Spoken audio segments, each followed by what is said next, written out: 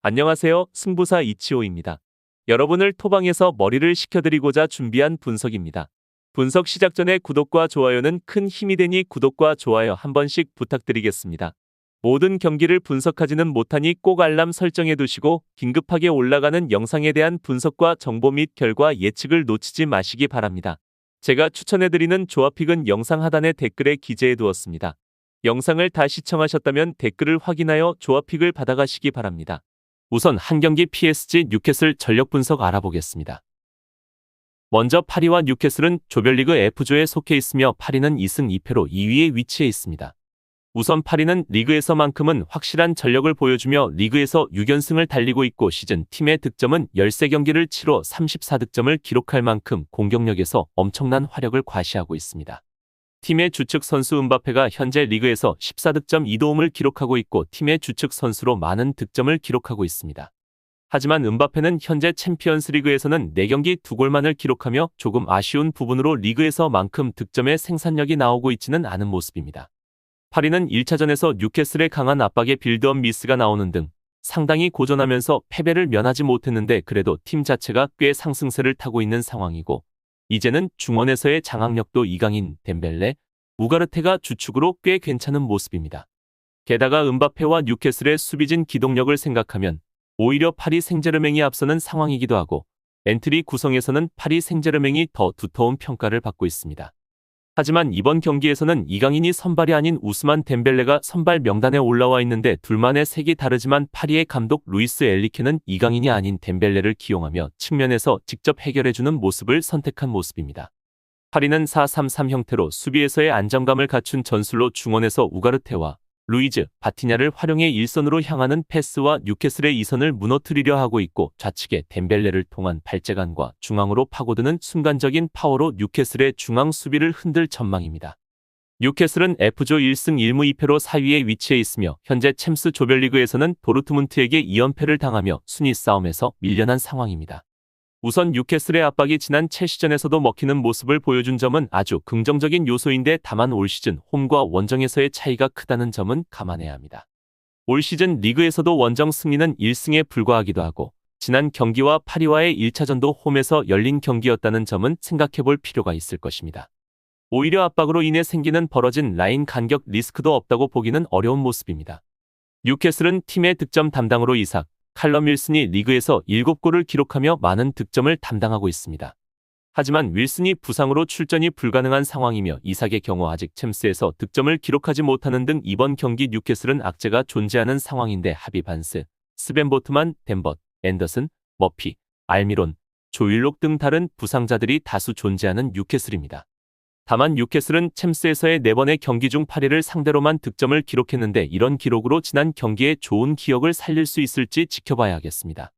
결론을 말씀드리면 두 팀은 1차전에서 3대1로 뉴캐슬이 압승을 거두었습니다. 하지만 직전 경기는 뉴캐슬의 전력에 큰 누수가 없었던 상황이고 자신들의 홈이라는 이점 또한 가지고 있었습니다. 일단 여전히 뉴캐슬의 압박이 좋은 모습을 보여주고 있다는 점을 감안해야겠지만 뉴캐슬의 홈과 원정 스플릿이 상당히 큰 편이기도 하고 압박으로 인해 생기는 벌어진 라인이나 수비진의 기동력 문제가 파리 생제르맹에게 공략당할 수 있습니다. 엔트리 상황에서 뉴캐슬이 아주 불안하다는 점도 고려해야 하고 원정이라는 열세가 있기에 이번 경기는 파리의 우세가 예상됩니다. 다음으로 두 경기 페예노르트 AT 마드리드 경기 전력 분석 알아보겠습니다. 먼저 페예노르트와 AT 마드리드는 조별리그 2조에 속해 있으며 페예노르트는 현재 2승 2패로 3위에 위치해 있습니다. 페예노르트는 현재 조 2위에 위치하고 있지만 이번 라운드의 결과에 따라 조 1위로 올라설 수 있습니다. 4라운드에서는 선전했지만 라치오 원정에서의 패배로 인해 현재는 3위로 밀려있고 그럼에도 불구하고 산티아고 히메네스가 챔피언스리그와 마찬가지로 경기에 출전하고 있으며 마디로와 제루키의 강력한 중원 라인을 자랑하고 있습니다. 히메네스는 최근 주말 리그 경기에서 해트트릭을 기록하며 컨디션을 좋게 유지하는 등 선수들이 보여주는 모습은 상당히 괜찮은 편입니다. 우선 1차전에는 AT 마드리드를 상대로 2대3 패배를 기록했는데 해당 경기는 원정이었고 히메네즈가 징계로 인해 출전이 불가한 상황이었음을 고려해본다면 플레이는 상당히 좋았고 압박의 조직과 그리고 히메네즈의 복귀 부분은 이번 경기 상당히 긍정적인 신호라고 할 수 있습니다. 또한 페에노르트는 현재 리그에서 10승 2무 1패를 기록하며 2위를 유지하고 있는데 6번의 홈 경기를 치르면서 단 한 번의 패배도 없고 홈에서의 6경기 중 득점은 20득점, 실점은 3실점으로 홈에서 보여주는 경기력이 매우 강하다는 점을 확인해야 합니다. 반면 AT 마드리드는 리그 6번의 원정 경기에서 3승 1무 2패로 13득점 5실점을 기록하고 있고 AT는 홈과 원정에서 보여주는 경기력의 기복이 상당히 심한 편이라는 것을 반드시 확인해야 하며 이번 경기 두 팀은 입장이 완전히 달라졌음을 확인해야 합니다. 우선 AT 마드리드는 최근 마요르카를 상대로 공수에서 모두 불안한 모습을 보여준 점이 아쉬웠고 게다가 홈에서는 18경기 연속으로 승리를 거두는 등 페이스가 좋은 편이나 앞서 언급했듯 올 시즌 원정에서는 3승 1무 2패로 기복이 꽤 심한 상황이고 마지막 원정에서는 라스팔마스를 상대로 2대1 패배를 기록했습니다. 그렇기에 이번 경기 아틀레티코가 아주 웃을 수 있는 상황이라고 보기는 어려울 것으로 보여집니다. 그래도 AT 역시 이번 경기에서는 팀의 이탈자가 없어 전력 누수 없이 경기를 치룰 수 있겠습니다. 결론을 말씀드리면 두 팀의 1차전 대결은 AT 마드리드가 3대2 승리를 거두었습니다. 다만 1차전은 AT의 홈이었고 이번 경기는 홈에서 경기력이 뚜렷한 페에노르트의 홈이라는 점과 원정에서 아주 약한 모습과 경기력의 심한 기복을 보여주고 있는 AT 마드리드의 원정이라는 것을 반드시 확인해야 합니다. 페에노르트는 아약스가 지난 시즌까지 보였던 것처럼 에레디비지에서 충분한 경쟁력을 보여주고 있고 이 경기에서는 홈에서의 이점도 가지고 있습니다. 그러나 비첼과 아스필리쿠에타, 사비치의 백스리뿐만 아니라 바리오스와 드폴도 중원에서 아틀레티코의 골문을 열기는 어려울 것으로 예상되는 만큼 접전을 펼칠 두 팀입니다. 다만 홈에서 완벽한 실점 억제 능력을 지닌 페에노르트를 상대로 원정에서 AT도 마찬가지로 득점을 기대하기는 어려울 것으로 예상됩니다. 그렇기에 이번 경기에서는 페에노르트의 근소한 우세가 예상되며 저득점의 양상속 무승부도 배제할 수 없는 경기입니다. 보다 나은 수익을 위해 여러분들에게 알려드릴 정보가 있습니다.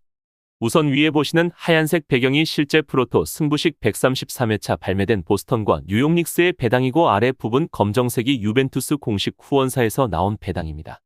한눈에 봐도 배당 차이가 눈에 띄게 다른 것을 확인할 수 있고 당연히 아래 제가 사용 중인 유벤투스 공식 후원사 쪽이 배당이 훨씬 높습니다. 또한 실제 유벤투스 공식 홈페이지에 파트너 체결이 되어 있음을 확인해 보실 수 있습니다. 그리고 프로토는 낮은 배당과 본인이 원하는 기준점이 아닌 공식 발매된 기준점에서 승패 또는 언더, 오버를 선택해야 하고 또한 가장 단점인 지정되어 있는 발매 시간이 있습니다.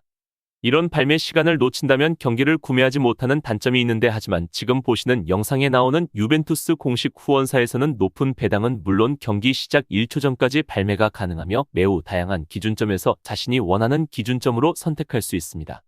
보다 안전하고 높은 배당으로 유리하게 구매가 가능한 큰 이점이 있고 수익의 가장 큰 부분이기도 합니다.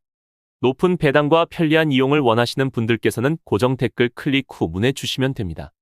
다음으로 3경기 AC 밀란 도르트문트 경기 전력 분석 알아보겠습니다. AC 밀란과 도르트문트는 현재 조별리그 F조에 속해 있으며 밀란은 1승 2무 1패로 3위에 위치해 있습니다. 우선 밀란은 스쿼드가 박살난 상황에서도 어쨌든 피오렌티나를 잡아내는 등 저력을 보여주고 있는데 일단 강한 전방 압박을 중시하는 편이라 도르트문트의 약점을 노려볼 수 있기는 할 것입니다. 일단 전방에서는 지루의 복귀가 힘이 될 수 있을 것으로 보이는 상황인데 물론 지루를 향한 롱볼이 크게 효과를 보기는 어렵기는 해도 이만한 결정력을 보여주는 공격수도 몇 없기에 밀란 입장에서는 큰 전력 상승이라고 봐도 무방합니다. 다만 팀의 핵심이라 할 수 있는 레앙의 이탈이 뼈아픈 상황인데 왼쪽 공격의 힘이 약해지고 지루의 공격력을 극대화시켜줄 옵션의 한 축이 줄어들게 됩니다. 축구에제도 뛰어난 선수이고 개인 능력은 뛰어나지만 아직 팀플레이에선 적응이 필요해 보이는 경기력을 보여주고 있습니다. 밀란은 현재 옵션으로 도르트문트의 공격으로 인해 느슨해진 이선을 통해 연결시키고 박스 안에서 움직임을 보여줄 지루를 통한 득점을 기대해봐야 하겠습니다. 도르트문트는 F조 2승 1무 1패로 1위로 자리 잡았습니다. 도르트문트도 이기는 모습을 보여주고 있기는 하지만 경기 내용이 별로라 평가받았습니다. 지난 경기에서도 수비 집중력에서의 부족함과 미드필더진의 빌드업 상황에서의 답답함은 마찬가지로 보이는 모습이었고 올 시즌에는 이것 때문에 몇몇 선수들의 폼에 따라서 경기 결과가 결정되는 경우가 잦은 편인데 알레와 아데에미가 컨디션 난조로 빠진 상황도 썩 달갑지는 않겠습니다. 또한 F조에 속해 있는 모든 팀들이 한 경기마다 순위 변동이 있는 상황이기에 이번 경기 반드시 승점 획득을 해야 합니다.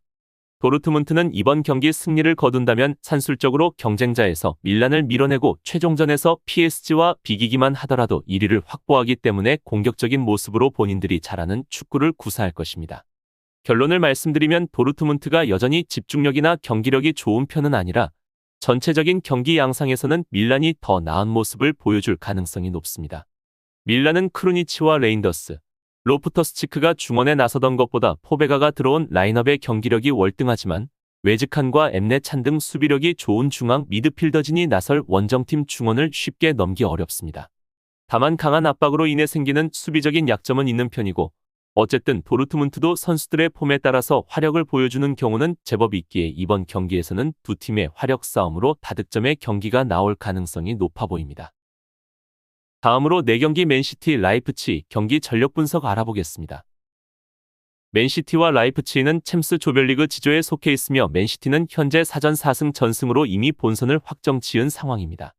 그렇기에 이 경기에 대해서는 부담감이 크지는 않은 상황이고 게다가 주말 일정이 토트넘이라서 맨시티가 리그 1위 탈환을 위해서 이 경기보다는 토트넘과의 매치에 더 신경을 쓰지 않을까 생각됩니다. 주력 선수들의 비중을 낮출 가능성도 있는 상황이고 무승부만 기록해도 1위를 차지할 수 있는 상황이기에 공격성도 생각보다는 줄일 가능성도 있습니다. 다만 지난 리버풀전에서는 스몰 스쿼드의 단점을 노출시키며 무승부를 기록했고 이로 인해 홈에서 최고 연승을 기록하지는 못했지만 여전히 주전 선수들의 강력함은 과시하고 있는 맨시티입니다. 반면 라이프치히가 지난 주말 보여준 경기력은 매우 좋지 못했고 특히 공격력의 하락이 뚜렷했습니다. 거기에 라이프치히의 공격진이 세슈코, 올모, 베르너 등이 나올 수 없는 상황으로 라이프치히의 창이 무뎌진 만큼 이번 경기에서 맨시티가 수비적인 라이프치히의 공격력에 대한 대비에 부담감이 덜해진 상황에서 반대로 더욱 공격적인 경기 운영으로 할 수도 있을 것입니다. 결론을 말씀드리면 두 팀의 최근 5번의 맞대결에서는 3승 1무 1패로 맨시티가 우위를 점하고 있습니다.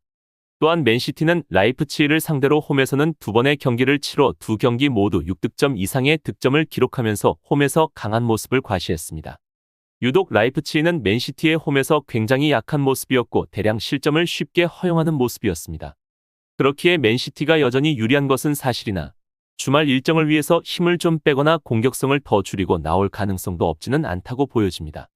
주말 일정이 천적인 토트넘이기도 하고 최근 2번의 매치에서 모두 비기는 바람에 16강을 확정지은 챔스에서 맨시티가 크게 힘을 쏟을 이유가 없기도 합니다. 라이프치히도 완전한 전력으로 이번 경기 맨시티를 상대하는 것은 아니기에 맨시티의 우세가 예상되며 다득점의 경기가 예상됩니다. 이상으로 경기 분석 마치겠습니다. 지금 보신 분석 영상에서는 최종 조합픽을 드리지 않습니다. 초안 분석 내용이며 더욱 세밀한 분석 자료와 최종 조합픽은 댓글에 기재해 두었습니다. 프로토가 처음이신 분들 혹은 프로토를 좋아하는데 적중률이 낮으신 분들께서는 주저하지 마시고 전문가의 도움으로 수익률 극대화하시는 것을 추천드립니다. 토토는 단지 운으로 하는 게임이 절대 아닙니다. 모든 분야 전문가들이 존재하듯 프로토도 전문가들이 존재합니다. 경기 전 다양한 분석 자료 확인은 필수이며 가장 중요한 정보력이 수익의 80% 이상 지분을 차지하고 있습니다.